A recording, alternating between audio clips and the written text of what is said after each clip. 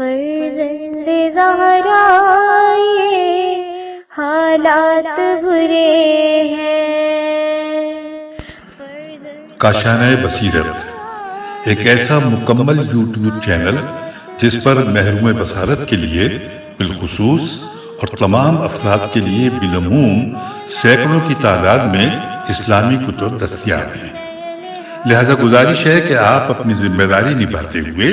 کاشانۂ بصیرت کو سبسکرائب کرنے کے ساتھ ساتھ بیل آئیکن کو پریس کیجیے تاکہ آپ علم کے حصول کے ساتھ ساتھ مذہب اہل بیت کی اشاعت میں بھی اہم کردار ادا کرتے رہیں۔ کاشانۂ بصیرت، کاشانۂ بصیرت، کاشانۂ بصیرت۔ فرزند زہرا یہ حالات برے ہیں۔ بسم اللہ الرحمن الرحیم۔ السلام علیکم۔ یہ کاشانۂ بصیرت یوٹیوب چینل ہے۔ آج ہم آپ کے لیے کتاب اسلام اور سیاست ریکارڈ کر رہے ہیں جس کے مصنف آیت اللہ مصباح یزدی ہیں۔ تو آئیے سنتے اس کتاب کا پارٹ نمبر 36 پیج نمبر 330 سے۔ اور یہ کوشش کی جاتی ہے کہ پروجیکٹ اسی اصل نقشے کے تحت عمومی مصالحہ کے قوانین کے مطابق عملی جامہ پہنایا جا سکے۔ نمبر 6، ٹوٹالیٹر اور لبرل حکومت کا ماڈل، پیج نمبر 330۔ ان پروجیکٹ کے مقابلے میں معاشرے کی ضرورتیں مثلاً جنگ اور دفاع، تعلیم و تربیت، علاج معالجہ اور شہر کی صفائی وغیرہ کا انتظام قاعدتاً حکومت کے ذمے ہوتا ہے۔ لیکن یہاں پر ایک سوال یہ پیدا ہوتا ہے کہ کیا حکومت کی ذمہ داری صرف ان ضرورتوں میں منصوبہ بندی اور حد اکثر نظارت ہوتی ہے، یا منصوبہ بندی اور نظارت کے علاوہ ان کو جاری کرنے کی بھی ذمہ داری اسی کی ہوتی ہے؟ اور بنیادی طور پر اسلام کی نظر میں کون سا طریقہ صحیح ہے؟ کیا اسکول، کالج اور یونیورسٹیوں کے بنانے کا خرچ حکومت کے ذمے ہے، یا اس کا کچھ حصہ حکومت کے ذمے ہوتا ہے اور کچھ حصہ عوام الناس کے ذمے ہوتا ہے؟ جیسا کہ اکثر ممالک میں من جملہ ہمارے ملک میں ایسا ہوتا ہے کہ ابتدائی تعلیم سب کے لیے ضروری ہے اور اس کا خرچ بھی حکومت کے ذمے ہے۔ لیکن یونیورسٹی کی تعلیم کا خرچ حکومت کے ذمے نہیں ہے، بلکہ حکومت یونیورسٹی میں فیس لے کر اعلیٰ تعلیم دیتی ہے، اگرچہ بعض ملکوں میں یونیورسٹی کی تعلیم بھی مفت ہوتی ہے۔ بعض حکومتوں میں یہ کوشش کی جاتی ہے کہ معاشرے کے زیادہ سے زیادہ امور حکومت کے ذریعے انجام پائیں، اور یہ طریقہ کار بڑے بڑے مالداروں کی ظالمانہ رفتار اور اپنے ذاتی مفاد کے لیے معاشرے کے فوائد کو خطرے میں ڈالنے والے افراد کے مقابلے میں ایک عکس العمل ہے، کیونکہ یہ جامع گرا معاشرے کی فکر رکھنے والا نظریہ اور سوشلسٹ کمیونسٹ ملکوں کا وجود میں آنا مالدار ملکوں میں عوام الناس پر ہونے والے ظلم و ستم کا نتیجہ تھا، کیونکہ مغربی ممالک میں غریبوں کے حق میں مالداروں نے اس قدر ظلم کیا، جس کے نتیجے میں یہ شدت پسند نظریہ وجود میں آیا کہ تمام کام حکومت کے ذمے ہو اور حکومت کو ہونے والے عام فائدوں کو تمام لوگوں کے درمیان برابر سے تقسیم کیا جائے، تاکہ تمام لوگ اجتماعی زندگی کے امکانات سے بہرہ مند ہو سکیں۔ در حقیقت عام زندگی کے امکانات سے تمام لوگوں کا برابر ہونا اور عوام الناس سے ظلم کو دور کرنا معاشرتی، سیاسی اور معاشی مسائل میں یہ نظریہ سوشلسٹ کا ہے، جو 10-20 سال پہلے سے کافی رنگ لایا ہے۔ اور میٹریلزم، وہ مادی فلسفہ جو معنویات کا منکر ہے اور صرف مادہ کو پہچانتے ہیں، نیز خلقت کائنات کو مادے کے اجزاء کی حرکت سے جانتے ہیں۔ میٹریلزم نظریے کے ساتھ نیز فقر و غربت کو دور کرنے اور تمام لوگوں میں مساوات ایجاد کرنے جیسے نعروں کے ذریعے بڑے بڑے ملکوں میں قدیم روس اور چین وغیرہ میں حکومت کرنے لگا، اور اس کے بعد سے مالدار ممالک بلوک کا سخت رقیب مانا جانے لگا۔ بلوک وہ چند متحد ملک جن کی سیاسی روش ایک ہو۔ چنانچہ اس نظریے کی جذابیت اور اس کے نعرے ہمارے ملک میں بھی بعض لوگوں کو بہت اچھے لگے، اور ایک مدت تک اس نظریے کی حمایت ہونے لگی۔ نیز بہت سے افراد اس کے طرفدار بن گئے، جس کا نتیجہ یہ ہوا کہ گزشتہ زمانے میں انقلاب اسلامی سے پہلے ہمارے ملک میں بھی سوشلسٹی اور کمیونسٹی پارٹیاں تشکیل پائیں، لیکن انقلاب اسلامی کی وجہ سے اس کی جڑیں ہل گئیں اور اس کا بوریا بستر لپٹ گیا۔ تاریخی تجربے نے یہ ثابت کیا کہ وہ حکومت جو مالداروں اور صاحب قدرت لوگوں کو سوء استفادہ کرنے سے روک تھام کے نعرے سے برسر پیکار آتی ہے، اس کا سیاسی، اجتماعی اور معاشی معاملات میں تمام کاموں میں ذمہ داری لینا صحیح اور کارآمد نہیں ہے، اور جلد ہی ان کے خاتمے کا باعث اور کمیونسٹی بلاک کے ممالک کا شیرازہ بکھرنے کا سبب ہے۔ مخصوصاً ہمارے شمالی پڑوسی ملک کا حال سب نے دیکھا کہ کمیونسٹی نظریے کی اجتماعی اور سیاسی بنیادیں کس طرح ہلیں اور روس جیسی عظیم طاقت کو ٹکڑوں میں بانٹ دیا اور اس ملک کی شہنشاہیت کا جنازہ نکل گیا۔ قارئین کرام، مذکورہ نظریہ بھی فلسفہ سیاست میں ایک نظریہ ہے جس کی بنا پر حکومت معاشرے کے مختلف امور میں زیادہ سے زیادہ دخالت رکھتی ہے تاکہ مالداروں اور صاحب قدرت لوگوں کو ناجائز فائدہ اٹھانے سے روکا جا سکے۔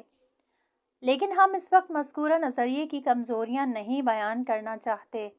اس کے مقابلے میں کمیونسٹ، سوشلسٹ اور لبرل نظریات ہیں جن کی بنا پر معاشرے کے تمام امور خود عوام الناس کے ذمے ہوتے ہیں اور اپنے کام میں آزاد ہوتے ہیں کہ جس طرح چاہیں عمل کریں۔ اس نظریے میں حکومت معاشرے کے کاموں میں کم سے کم دخالت کرتی ہے، نیز اس کی دخالت ضروری حد تک اور معاشرے میں بد نظمی کو روکنے کے لیے ہوتی ہے۔ ظاہر سی بات ہے کہ لبرل نظریے میں چونکہ عوام الناس اقتصادی، سیاسی اور اجتماعی امور سے مکمل طور پر آزاد ہوتے ہیں، اور جو افراد زیادہ امکانات اور قابلیت رکھتے ہیں تو وہ لوگ تمام ہی چیزوں سے خصوصاً معاشی امور میں بہت زیادہ فائدہ اٹھاتے ہیں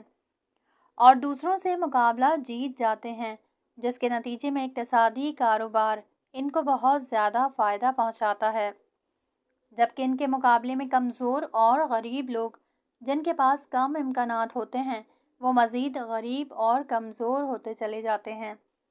لوگوں کے درمیان یہ اختلاف اور معاشرے کے بہت کم مالدار افراد کا عمومی اور ملی سرمایہ کا مالک بن جانا، نیز معاشرے کے دوسرے طبقات میں فقر و غربت کا بڑھنا، یہ سب سبب بنتے ہیں کہ عوام الناس اعتراض کرے اور حکومت کے خلاف مظاہرے کرنے لگے، اور پھر ان کو سیاست میں آنے نہیں دیا جاتا۔ اس کے بعد کمیونسٹ نظام کا تشکیل پانا، جس میں معاشرے کے غریب لوگوں کا زیادہ دھیان رکھا جاتا ہے، لیکن لبرل ملکوں میں بھی حکومت کے خلاف مظاہروں اور انقلاب سے روکنے کے لیے کم درآمد لوگوں کو کچھ سہولتیں دی جاتی ہیں۔ اس وقت یورپی ممالک جن کے بہت سے ملکوں میں لبرل نظام کی حکومت ہوتی ہے، ان میں بھی سوشلسٹ پارٹیاں اپنی کارکردگی دکھاتی ہیں، یہاں تک کہ بعض حکومتوں میں سوشلسٹ یا سوشل ڈیموکریٹک پارٹیاں کامیاب ہوتی ہیں۔ مثلاً انگلینڈ کے پارلیمنٹ کے انتخابات میں کارگر پارٹی کبھی کبھی اکثریت سے کامیاب ہو جاتی ہے، صرف اسی وجہ سے کہ اس کا نظریہ سوشلسٹ ہے اور اس نظریے میں غریب اور کم درآمد لوگوں کا خیال رکھا جاتا ہے، اور یہ بھی اس وجہ سے ہوتا ہے کہ کہیں معاشرے کا غریب اور کم درآمد طبقہ حکومت کے خلاف انقلاب برپا نہ کر دے، کیونکہ جب معاشرے کی تقریباً سبھی طبقات کے لیے عام سہولتیں مہیا ہوں گی تو پھر غریب عوام الناس حکومت کے خلاف قدم نہیں اٹھائیں گے۔ عوام الناس کی سہولیات میں جن چیزوں کو پیش نظر رکھا جاتا ہے ان میں سے کچھ درج ذیل ہیں۔ نمبر 1، اپاہج اور بیکار لوگوں کے لیے بیمہ۔ نمبر 2، میڈیکل بیمہ۔ نمبر 3، سرکار کی طرف سے کم درآمد لوگوں کے لیے مکان بنوانا اور ان کو کم سے کم کرائے پر دینا۔ حکومتی سیاسی فلسفے میں ایک دوسرے کے مخالف نظریات پائے جاتے ہیں۔ پہلا نظریہ یہ سوشلسٹی ہے، جس میں معاشرے کو اصل مانا جاتا ہے اور معاشرے کے مفاد کو ذاتی مفاد پر مقدم کیا جاتا ہے، کیونکہ اس نظریے میں معاشرے پر توجہ کی جاتی ہے۔ چنانچہ اس نظریے کو عملی بنانے کے لیے حکومت کی ذمہ داریوں اور دخالت میں اضافہ ہو جاتا ہے، اور معاشرے کے اجتماعی امور میں حکومت کی ذمہ داریوں کا دائرہ وسیع ہو جاتا ہے، تاکہ عمومی سرمایہ کو غارت ہونے اور غریب و مستضعف لوگوں پر ظلم و ستم ہونے سے روک تھام کر سکے۔ دوسرا نظریہ لبرل ہے، جس میں خاص دلیلوں کے تحت اس چیز پر اعتقاد رکھا جاتا ہے کہ حکومت کو معاشرے کے امور میں کم سے کم دخالت کرنی چاہیے۔ قارئین کرام، آج کل تقریروں، اخباروں، مقالوں اور کتابوں میں جو لکھا جاتا ہے کہ حکومت کو کم سے کم یا زیادہ سے زیادہ دخالت کرنی چاہیے، انہی دو نظریات کی بنا پر ہے، اور جیسا کہ ہم نے عرض کیا کہ یورپی اور مغربی ممالک میں اکثر لبرل نظریہ پایا جاتا ہے، اور ایسی حکومتوں میں وہ ادارے بھی جو ہمارے ملک میں سرکاری ہوتے ہیں اکثر ادارے پرائیویٹ ہوتے ہیں۔ مثلاً مذکورہ ممالک میں محکمہ ڈاک یا محکمہ ٹیلی فون سرکاری نہیں ہوتے بلکہ پرائیویٹ ہوتے ہیں، اور ڈاک کا سارا کام نیز مختلف شہروں میں فون وغیرہ کی خدمات پیش کرنا پرائیویٹ کمپنیاں کرتی ہیں۔ وہاں پر حکومت صرف منصوبہ بندی اور نظارت کرتی ہے۔ اسی طرح بجلی، پانی اور معاشرے کی دیگر ضروریات کو پرائیویٹ کمپنیاں کرتی ہیں، لیکن ہمارے ملک میں یہ چیزیں حکومت کے ذمے ہوتی ہیں۔ نمبر 7، اسلامی نظریے کے تحت حکومت کیسی ہونا چاہیے، پیج نمبر 333۔ قارئین کرام، یہاں پر ایک سوال یہ پیدا ہوتا ہے کہ مذکورہ نظریات میں سے اسلام کس نظریے کو مناسب سمجھتا ہے؟ کیا حکومت کی وسیع پیمانے پر دخالت کو پسند کرتا ہے، یا حکومت کی کم سے کم دخالت اور معاشرے کے امور کو عوام الناس کے سپرد کرنے کو پسند کرتا ہے؟ جیسا کہ ہم نے پہلے جلسے میں عرض کیا کہ عوام الناس کا وسیع پیمانے پر مختلف میدان میں شرکت کرنا حقیقت میں جامع مدنی کے ایک معنی میں سے ہے، اور اس معنی کے لحاظ سے اجتماعی کاموں کو خود عوام الناس پر چھوڑ دیا جانا چاہیے، کیونکہ جب ہم اسلامی اصول کی بنیاد پر حکومت کے سلسلے میں اسلامی نظریے کو دریافت کرنا چاہیں تو ہمیں معلوم ہوتا ہے کہ اس سلسلے میں اسلام کا رویہ درمیانی ہے، جو آرزوؤں اور حقیقت دونوں میں شامل ہوتا ہے۔ وضاحت: بہت سی وہ تھیوری جو یونیورسٹیوں، حوزات علمیہ یا دیگر نشستوں میں بیان ہوتی ہیں بہت اچھی اور دلربا ہوتی ہیں، لیکن ایک لحاظ سے یہ فقط خیالی اور ارمانی ہوتی ہیں جن کا عملی میدان میں کوئی وجود نہیں ہوتا۔ مثلاً یہ مفروضہ کہ عوام الناس کا کردار اتنا بلند کرنے کے لیے کوشش کی جائے تاکہ پھر وہ قانون کی خلاف ورزی نہ کریں، اور پھر ان کو کسی روکنے والے قانون یا حکومت کی ضرورت نہیں ہے۔ اس فرضیے کا تصور بہت اچھا ہے، لیکن عملی میدان میں کیا کبھی ایسا ہو سکتا ہے، اور وہ بھی اس حد تک کہ اس کو مجری قانون یعنی حکومت کی کوئی ضرورت نہ ہو؟ دوسری طرف سے اس وجہ سے کہ معاشرے میں ہمیشہ قانون کی خلاف ورزی ہوتی رہی ہے، یہ بات بھی قابل قبول نہیں ہے کہ حکومت کی طرف سے اتنی سختی کی جائے کہ پھر کوئی قانون چکنے کی ہمت نہ کر سکے، جیسا کہ بعض مارکسسٹ فاشسٹ یعنی ظالمانہ طریقہ حکومت جو پہلی عالمی جنگ کے بعد اٹلی میں رائج تھا لیکن آج کل ڈکٹیٹرشپ کے معنی میں استعمال ہوتا ہے۔ جیسا کہ بعض مارکسسٹ، فاشسٹ اور پولیس کی حکومتوں میں ہوتا ہے کہ سرکاری قوانین پر شدت کے ساتھ عمل کیا جاتا ہے، اور پولیس اور فوج اس طرح سے مجرموں کے ساتھ برتاؤ کرتی ہے کہ اس کو دیکھ کر پھر کوئی قانون چکنے کی ہمت نہیں کرتا، جس کا نمونہ ہمارا پڑوسی ملک عراق ہے، جس نے ہم کو 8 سال تک جنگ کرنے پر مجبور کیا، کیونکہ اس ملک میں فوجی حکومت ہے جو ہر قسم کی مخالفت اور اعتراض کا گلا گھونٹ دیتی ہے، یہاں تک کہ اگر کسی سے کوئی چھوٹی سی بھی حرکت خلاف قانون دیکھی گئی تو اس کو عدالت کے فیصلے کے بغیر ہی گولی مار دی جاتی ہے،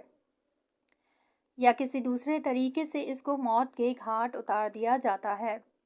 معاشرے کے غریب اور کم درآمد لوگ جس وقت رشوت اور مہنگائی کا بازار گرم دیکھتے ہیں اور ان کے سامنے مشکلیں آتی ہیں تو یہ آرزو کرتے ہیں کہ اے کاش ان رشوت خور اور گران فروش لوگوں سے شدت کے ساتھ برتاؤ کیا جائے اور ان میں سے چند لوگوں کو سزائے موت دے دی جائے تاکہ پھر کوئی رشوت خوری اور گران فروشی کی جرات نہ کرے۔ اس طرح کے واقعات سوشلسٹی ممالک میں آئے دن ہوتے رہتے ہیں، لیکن ہمیں اس سلسلے میں اسلامی نظریہ دیکھنا چاہیے کہ اسلام مجرموں اور خلاف ورزی کرنے والوں سے شدت کے ساتھ برتاؤ کو کیسا سمجھتا ہے۔ کیا اسلامی نظریے کے تحت مجرموں سے اس قدر شدت کے ساتھ پیش آنا صحیح ہے کہ اس کے بعد کوئی بھی خلاف ورزی کی جرات نہ کرے، یا مجرموں کے ساتھ اس قدر شدت نہ کی جائے بلکہ ان کو حتی الامکان آزادی دی جائے؟ حکومت کی دخالت اور قوانین کا لاگو کرنا صرف معاشرے میں آشوب اور ظلم و ستم سے روک تھام کے لیے ہو۔ قارئین کرام، قرآن کریم اور احادیث شریف سے یہی نتیجہ نکلتا ہے کہ اسلام کی نظر میں اسلامی حکومت ایک درمیانی اور معتدل راستہ اختیار کرے۔ اسلام کے فوجداری قوانین بعض جرائم اور بعض عفت کے منافی اعمال پر بہت سخت سزائیں معین ہیں، لیکن اسلام ان جرائم کو ثابت کرنے کے لیے خاص شرائط اور بعض محدودیت کا قائل ہے، جن کی وجہ سے صرف کم ہی جرائم عملی میدان میں ثابت ہو سکیں، اور ان قوانین کے نتیجے میں سخت سزائیں بہت کم ہی موارد مثلاً سال میں 1 یا 2 مورد میں دی جاتی ہیں۔ مثلاً قرآن مجید میں چور کے بارے میں ارشاد ہوتا ہے، ترجمہ: چور مرد اور چور عورت دونوں کے ہاتھ کاٹ دو، یہ ان کے لیے بدلہ ہے۔ سورہ مائدہ آیت نمبر 38۔ ترجمہ: زناکار عورت اور زناکار مرد دونوں کو 100 کوڑے لگائیں، اور خبردار دین خدا کے معاملے میں کسی مروت کا شکار نہ ہو جانا۔ اگر تمہارا ایمان اللہ اور روز آخرت پر ہے اور اس سزا کے وقت مومنین کی ایک جماعت کو حاضر رہنا چاہیے۔ سورہ نور آیت نمبر 2۔ لیکن اس طرف سے اسلام نے زنا کے ثابت ہونے کے شرائط بہت سخت قرار دیے ہیں، کیونکہ اسلام کا حکم یہ ہے کہ زنا کرنے والے کو یہ سزا اس وقت دی جا سکتی ہے جبکہ 4 شاہد یعنی گواہ عادل اپنی آنکھوں سے زنا ہوتا دیکھیں اور گواہی دیں، اور سب کے سب گواہی دینے کے لیے عدالت میں حاضر ہوں، اور اگر چاروں عادل گواہی دینے کے لیے عدالت میں حاضر نہ ہوئے تو نہ صرف جرم ثابت نہیں ہوگا بلکہ ان پر حد قذف جاری ہوگی۔ حد قذف یعنی زنا کی تہمت لگانے والے پر 8 کوڑے لگائے جاتے ہیں، جس کی صراحت سورہ نور کی آیت نمبر 4 میں وارد ہوئی ہے۔ بلکہ ان پر حد قذف جاری ہوگی کیونکہ ان کی گواہی قابل قبول نہیں ہے، اور خود ان کو ایک مومن پر تہمت لگانے کے جرم میں کوڑے لگائے جائیں گے۔ اسی طرح اسلام اجتماعی مسائل میں حکومت کو معاشرے کی تمام ہی ضرورتوں کو پورا کرنے، یہاں تک کہ غیر ضروری ضرورتوں کو پورا کرنے کا ذمہ دار نہیں ٹھہراتا، اور نہ ہی حکومت کو مکمل طریقے پر دخالت سے روکتا ہے، بلکہ حکومت کی دخالت زمان و مکان کے لحاظ سے ہوتی ہے اور معاشرے کی بعض ضرورتوں کو پورا کرنے کا ذمہ دار ٹھہراتا ہے۔ کبھی کبھی اس طرح کے حالات پیدا ہوتے ہیں کہ جامع مدنی کی شکل مدینۃ النبی کی شکل پر ہو، جس کی بنیاد یہ ہے کہ جو کام عوام الناس خود انجام دے سکتے ہوں تو اس میں خود اپنی مرضی سے شرکت کریں، مثلاً تعلیم و تربیت، بجلی، پانی وغیرہ جیسی ضرورتوں کا خود انتظام کریں۔ مگر بعض خود غرض اور فرصت طلب افراد ناجائز فائدہ اٹھانا چاہتے ہوں اور ان کا لالچ اور دوسروں کے حقوق کو غصب کرنے کی وجہ سے معاشرے کے غریب طبقے کو ان کے حقوق سے محرومی کا سبب ہوتا ہو، تو اس صورت میں حکومت کی ذمہ داری یہ ہے کہ خود غرض اور مالدار لوگوں سے مقابلہ کرنے کے لیے اجتماعی میدان میں اترے اور کمزور لوگوں کے حقوق کا دفاع کرے، یا دوسرے طریقوں سے اپنا کردار نبھائے۔ مثلاً اگر پرائیویٹ کمپنی ٹیلی فون خدمات بہت مہنگی کر دے تو پھر حکومت کو اپنی طرف سے جو سستے داموں میں ٹیلی فون خدمات پیش کرے یا خدمات کرنے والے محکموں کو کلی طور پر اپنے ذمے لے لے۔ نمبر 8، متحد حکومتوں کے نقائص، پیج نمبر 336۔ قارئین کرام، مذکورہ نظریے کی بنا پر اسلامی نظریے کی اصل یہ ہے کہ معاشرے کی ضرورتیں خود عوام الناس کے ذریعے پوری ہوں، لیکن اگر خود غرض، فائدہ پرست اور مال و دولت کے لالچی افراد یا اس طرح کے گروہ کی وجہ سے دوسروں کے حقوق ضائع ہو رہے ہوں تو پھر حکومت کو عملی میدان میں اترنا چاہیے اور مناسب طریقہ کار، زمان و مکان کے لحاظ سے مصلحتوں کی رعایت کرتے ہوئے خلاف ورزیوں سے روک تھام کے لیے ضروری قدم اٹھائے، کیونکہ یہی راستہ درمیانی اور معتدل ہے، کیونکہ عملی طریقے سے یہ بات ثابت ہو چکی ہے کہ معاشرے کی تمام فعالیتوں کو حکومت کے ذمہ قرار دینا بہت سی دلیلوں کی بنا پر صحیح اور مفید نہیں ہے۔ مثلاً اگر حکومت معاشرے کی تمام ہی ضرورتوں کو پورا کرنا چاہے تو پھر اس کو بہت بڑے سسٹم کی ضرورت ہے اور تقریباً 20% لوگوں کو سرکاری نوکریاں دینی پڑیں گی، اور اس طرح کے طریقہ کار پر 3 اشکال ہوتے ہیں۔ پہلا اشکال، اگر تمام ہی کام سرکاری طریقے سے انجام دیے جائیں تو پھر حکومت کو ایک بہت بڑے خرچ کی ضرورت ہے، نیز معاشرے کے لیے بھی بہت سی مشکلات پیش آ سکتی ہیں۔ دوسرا اشکال، یہ اہم اشکال ہے، جس وقت اس طرح کا بہت بڑا سسٹم بنے تو اس کے درمیان خلاف ورزی بھی زیادہ ہوگی، جس وقت کم، محدود اور بہترین افراد پر یہ سسٹم مشتمل ہو تو اس میں خلاف ورزی بھی کم اور بہت معمولی ہوگی، لیکن اگر ایک عظیم سسٹم بنایا گیا اور تمام امور میں دخالت کرنے کا حق اس کو ہو گیا تو پھر اس میں خلاف ورزی اور ناجائز فائدہ اٹھانے کے امکانات بھی زیادہ ہو جائیں گے۔ مثال کے طور پر اگر حکومت مہنگائی روکنے کے لیے کوئی ادارہ بنائے جو دکانوں پر جا کر اس سلسلے میں رپورٹ تیار کر کے حکومت تک پہنچائے، لیکن اگر ہر دکان کے لیے ایک معائنہ کرنے والا معین کرے تو پھر آپ اندازہ لگائیں کہ کتنے لوگوں کو نوکری دینی ہوگی۔ اس کے علاوہ ان کے درمیان بھی خلاف ورزی زیادہ ہوں گی اور ان میں سے بہت سے لوگ دکانداروں سے رشوت لیں گے تاکہ ان کے خلاف رپورٹ نہ بھیجیں، جس کا نتیجہ یہ ہوگا کہ حکومت کو ان معائنہ کاروں پر ایک اور ادارہ بنانے کی ضرورت ہوگی، جبکہ تجربے سے یہ بات ثابت ہو چکی ہے کہ اس طرح کی منصوبہ بندی کامیاب نہیں ہوئی ہے اور اس کا کوئی فائدہ بھی نہیں ہوا ہے، بلکہ خلاف ورزیوں اور رشوت خوری میں اضافہ ہوا ہے۔ تیسرا اشکال، یہ اشکال بھی اسلام کی نظر سے اہم ہے، کیونکہ اسلام اس لیے آیا ہے کہ عوام الناس اپنی مرضی اور اختیار سے خود سازی اور نیک کام میں رغبت حاصل کریں، طاقت کے بلبوتے پر نہیں، کیونکہ انسان کا کام اس وقت با اہمیت ہوتا ہے جب وہ اپنی مرضی اور اختیار سے انجام دے، لیکن اگر کسی کام کو مجبوری میں انجام دیا جائے تو پھر اس کام پر وہ معنی اثر نہیں ہوگا جو اسلام چاہتا ہے اور اصلی مقصد پورا نہیں ہوگا۔ 28ویں نشست، پیج نمبر 337۔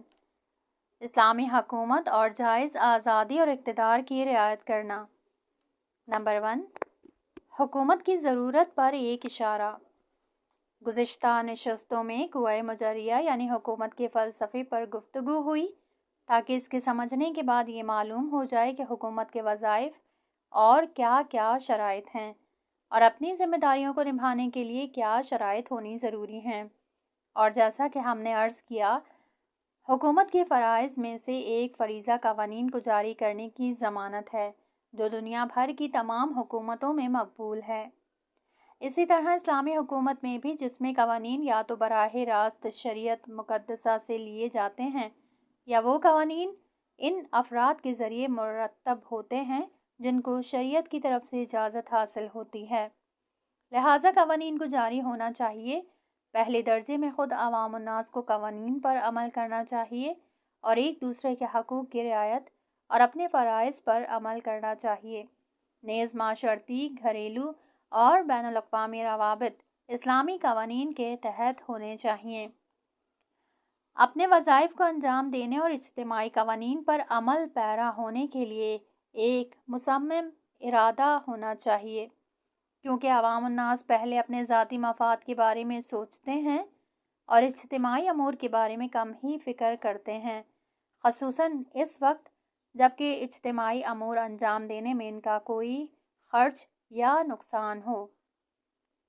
اس صورت میں ان کے درمیان بہت کم رجحان پایا جاتا ہے، مگر وہ افراد جو بہترین تربیت یافتہ ہوں اور معاشرے کے فوائد کو اپنے مفاد پر ترجیح دیتے ہوں، اس بنا پر اجتماعی امور میں اکثر خلاف ورزی اسی بنیاد پر ہوتی ہے کہ عوام الناس میں اجتماعی ذمہ داریوں کا زیادہ احساس نہیں پایا جاتا۔ اسی وجہ سے کچھ لوگوں کا ان قوانین کو جاری کرنے کی ضمانت اپنے ذمے لینا ضروری ہے، تاکہ عوام الناس کو اجتماعی قوانین پر عمل کرنے کے لیے آمادہ کریں اور مخالفت کرنے کی صورت میں ان کو سزا بھی دلائیں۔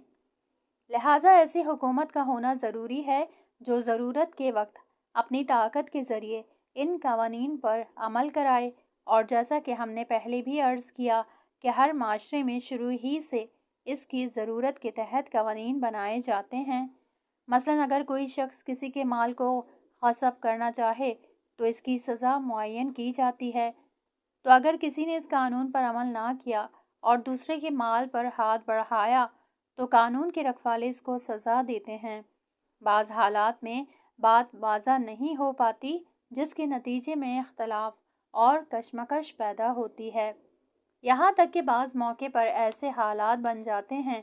کہ طرفین میں سے کوئی ایک بھی خلاف ورزی نہیں کرنا چاہتا، لیکن چونکہ حق بات ظاہر نہیں ہے لہٰذا اپنے وظیفے کو معین کرنے میں غلطی کر جاتے ہیں۔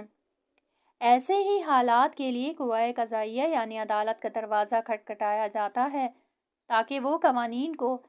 ان کے مصداق پر منطبق کرے اور یہ طے کرے کہ کون حق پر ہے، اور اگر عدالت کی طرف سے فیصلہ ہونے کے بعد طرفین میں پھر بھی اختلاف باقی رہا اور اس فیصلے کو نہ مانا تو اس موقع پر پولیس کے ذریعے اس فیصلے کو منوایا جاتا ہے۔ لہٰذا یہ بھی طے ہو گیا کہ عدالت کا ہونا بھی ضروری ہے، البتہ ہمارے بیان کے مطابق عدالت کو قوائے مجریہ کے تحت ہونا چاہیے، لیکن بہت سے سیاسی فلاسفہ کے نزدیک قوائے قضائیہ کو حکومت اور پارلیمنٹ سے مستقل ہونا چاہیے۔ اس تقسیم کے تحت پارلیمنٹ کا کام قوانین بنانا، افراد کے حقوق کو معین کرنا اور خلاف ورزی کرنے والوں کی سزا معین کرنا ہے۔ مثال کے طور پر پارلیمنٹ کے ذریعے قانون معین کیا جاتا ہے کہ فلاں خرید و فروخت صحیح ہے یا باطل ہے، اس کے بعد مقرر شدہ قوانین کے تحت معاملہ ہوتا ہے، لیکن اگر اس قانون کے منطبق کرنے میں شک ہو جائے اور معلوم نہ ہو سکے کہ معاملہ صحیح ہے تاکہ لین دین ہو سکے یا باطل ہے، المختصر یہ کہ طرفین کے درمیان اختلاف ہو جائے تو اس صورت میں عدالت جانا ہوگا، اور چونکہ عدالت کی ذمہ داری کلی قوانین کو ان کے مصادق پر منطبق کرنا ہے، اور قاضی کے فیصلے کے بعد معلوم ہو جاتا ہے کہ مثلاً زید خالد کو فلاں مقدار میں مال دے، تو اگر طرفین نے یہ فیصلہ مان لیا ہے اور قانون کے مطابق عمل کیا تو ان کے درمیان معاملہ ختم ہو جائے گا، ورنہ حکومت کو درمیان میں آنا ہوگا اور پولیس کے ذریعے زید سے مال لے کر صاحب حق یعنی خالد کو دینا ہوگا۔ ہم نے عرض کیا کہ حکومت کے اصل وظائف میں سے ایک وظیفہ اجتماعی قوانین اور احکام کو جاری کرنے کی ضمانت ہے،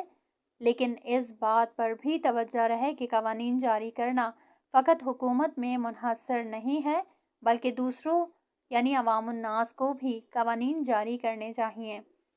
جس طرح سے حکومت کی ذمہ داری صرف قوانین کو جاری کرنا نہیں ہے، بلکہ وہ بعض مواقع پر قوانین بھی بنا سکتی ہے، جیسا کہ تفکیک گواہ یعنی تینوں قدرتوں کا مستقل ہونا کی بحث میں بیان کریں گے۔ کیونکہ قانون گزاری اور قوانین کو جاری کرنے میں جدائی ممکن نہیں ہے اور ان کے درمیان رابطہ دنیا کی تمام ہی حکومتوں میں مقبول ہے، یعنی در حالانکہ حکومت کا کام قوانین کا جاری کرنا ہے، لیکن بعض مواقع پر قوانین اور مقررات بھی بنانے ہوتے ہیں۔ دوسری طرف پارلیمنٹ بھی بعض اجرائی کاموں میں دخالت کرتا ہے اور بعض موارد میں بعض اجرائی امور پارلیمنٹ میں طے پاتے ہیں۔ مثال کے طور پر تیل وغیرہ کے سلسلے میں دوسری حکومتوں اور بیرونی کمپنیوں سے معاملہ کرنا، جبکہ معاملہ کرنا ایک اجرائی کام ہے لیکن بغیر پارلیمنٹ کے طے کرنا ممکن ہے۔ لہٰذا ان قدرتوں کے درمیان کوئی سرخ خط یعنی لائن نہیں ہے جس سے ایک دوسرے کے کاموں میں بالکل دخالت نہ کر سکے۔ نہ حکومت قوانین بنانے کی قدرت رکھتی ہو اور نہ پارلیمنٹ اجرائی امور میں دخالت کرنے کی صلاحیت رکھتا ہو۔ بہرحال یہ قدرتیں اپنے مخصوص مختلف کام رکھتی ہیں، اور جیسا کہ ہم نے عرض کیا کہ مذکورہ تکوینی تقسیم قوائے مجریہ، قوائے قضائیہ اور پارلیمنٹ دنیا کی تمام ہی حکومتوں میں مقبول ہے، لیکن اسلامی حکومت قانون گزاری کے سلسلے میں دوسری حکومتوں سے مختلف ہے۔ لائق حکومتوں میں قانون گزاری کا معیار لوگوں کے دنیاوی اور اجتماعی امور ہوتے ہیں، لہٰذا قانون کو طے کرنے کے علاوہ ان کو جاری کرنے کا سلیقہ بھی اسی لحاظ سے ہوتا ہے۔ لیکن اسلامی نقطۂ نظر سے قانون گزاری میں دنیاوی امور کے علاوہ آخروی اور معنوی مصالحہ کو بھی نظر میں رکھا جاتا ہے، بلکہ قوانین مرتب کرتے وقت معنوی مصالحہ کو زیادہ اہمیت دی جاتی ہے۔ اسلامی حکومت اور سیکولر اور لائق حکومتوں میں یہی بنیادی اور اصل فرق ہے، اور ظاہر سی بات ہے کہ ایسی اسلامی حکومت کی ذمہ داری بھی دوسری حکومتوں کی نسبت زیادہ ہوتی ہے، یعنی اسلامی حکومت لوگوں کو اجتماعی امور کی رعایت کرنے اور ایک دوسرے پر ظلم نہ کرنے سے روکنے، نیز ہرج و مرج یعنی بدامنی سے روک تھام کے علاوہ اسلامی اقتدار کی بھی رعایت کرے اور ان کو جامع عمل پہنائے۔ یہاں اس کتاب کا یہ پارٹ ختم ہوا، اگلے حصے میں نیکسٹ پارٹ سنیں گے۔